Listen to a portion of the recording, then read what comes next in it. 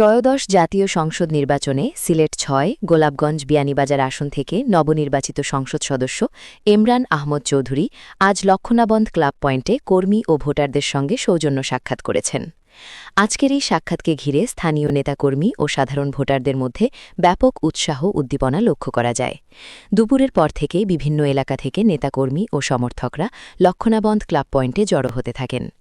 নবনির্বাচিত সংসদ সদস্য ইমরান আহমদ চৌধুরী সেখানে পৌঁছালে উপস্থিত কর্মী সমর্থকরা তাকে উষ্ণ অভ্যর্থনা জানান। এ সময় তিনি সবার সঙ্গে কুশল বিনিময় করেন এবং নির্বাচনের সমর্থন ও ভালোবাসা দেওয়ার জন্য এলাকাবাসীর প্রতি আন্তরিক কৃতজ্ঞতা প্রকাশ করেন। সাক্ষাৎকালে তিনি বলেন, জনগণের ভোট ও আস্থার প্রতিদান দিতে তিনি সর্বোচ্চ আন্তরিকতা নিয়ে কাজ করবেন। গোলাপগঞ্জ ও বিয়ানীবাজারের সার্বিক উন্নয়ন, অবকাঠামো শক্তিশালীকরণ এবং জনসেবামূলক কার্যক্রম আরও গতিশীল করতে তিনি সংশ্লিষ্ট সবার সহযোগিতা কামনা করেন।